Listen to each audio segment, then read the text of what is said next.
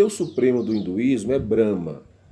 Brahma, ele é o cabeça de uma trindade, de uma trindade de Deus que compõe Vishnu e Shiva. Só que dos três, Brahma é o superior. Na Índia, existem, dizem os estudiosos, mais de 300 e outros dizem mais de 3.000 deuses.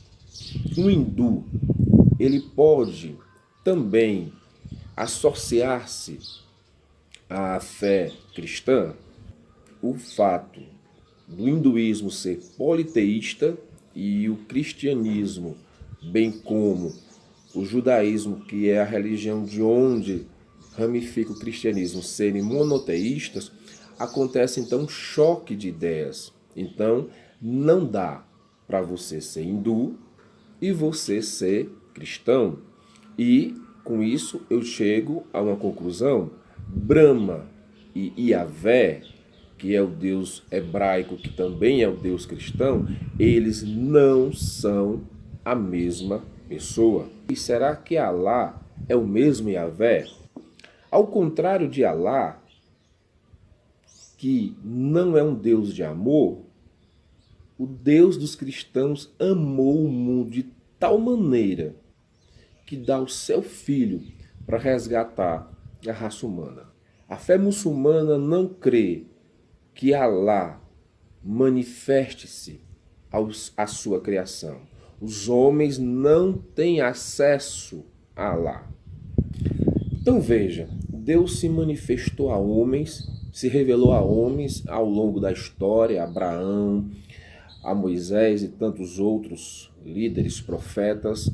E por último, ele manifesta-se corporalmente, encarnado na pessoa de Jesus Cristo. É isso que nós cremos.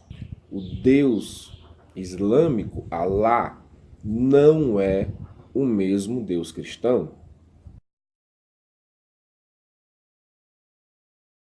No Brasil é muito forte e cresce muito a fé kardecista, ou seja, a fé na doutrina espírita sistematizada por Allan Kardec. Inclusive, o kardecismo ele se apresenta como o espiritismo cristão. Mas será que o Deus da Bíblia é o mesmo Deus kardecista? Vamos ver. A doutrina kardecista, ela ensina que Deus, na sua essência, na sua verdade, ele não pode ser percebido pela raça humana. Somos incapazes, então, de receber uma revelação plena de Deus. Nós temos, então, fragmentos da verdade de Deus manifesto entre tantas religiões, entre elas o cristianismo. Então, por exemplo, na fé kardecista, o Deus que se revelou a Moisés, que se revela mais grandiosamente em Jesus, é o mesmo que é revelado por Allan Kardec, só que numa revelação superior. E esse Deus kardecista, ele não impõe regras, não impõe restrições. E uma vez que não impõe regras, nem impõe restrições, não há também punição. O que se prega é o amor como o norte da vida. Então você tem que amar as pessoas. Você não pode causar o mal ao seu semelhante e isso ser tolerado por Deus. Mas normas, mais imposições, limites, eles não creem nisso. Consequentemente, não há uma punição. Agora vejamos o que a Bíblia diz. Em Marcos capítulo 10 tem aquela história do jovem rico. Ele chega para Jesus e pergunta: bom mestre, o que eu faço para herdar a vida eterna? E Jesus pergunta: você conhece os mandamentos? E ele diz: eu os cumpro desde a minha juventude.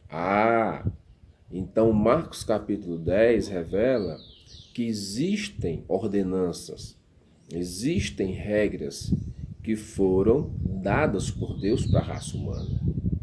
Isso contraria a doutrina espírita.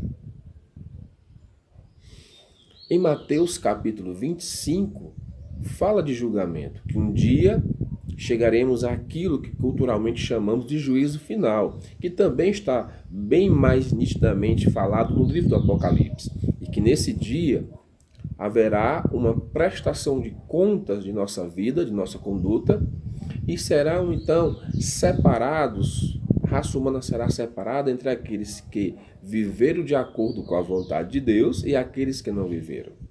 Com isso, a Bíblia entra em choque com a doutrina kardecista. E lembre-se que eu disse que se há divergência de doutrinas, não se pode estar falando do mesmo Deus.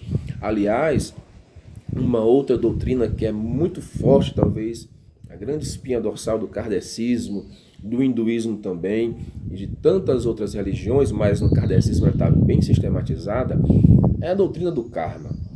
É a crença na reencarnação, em que nós reencarnamos várias vezes, até que nós cheguemos a um nível de espiritualidade evoluído, aquele nível que é aceito por Deus. Jesus, por exemplo, seria o grande exemplo de espírito iluminado.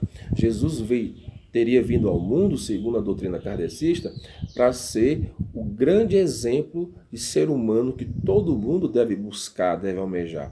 E mostrar o exemplo do amor, o grande exemplo de amor. Foi isso que Jesus veio ensinar, o amor.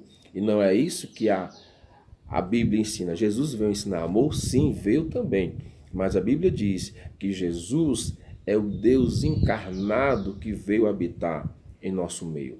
João capítulo 1, versículo 1 diz: no princípio era a palavra, o verbo, é uma expressão grega referente à força criadora, era a palavra, ela estava com Deus e ela era Deus.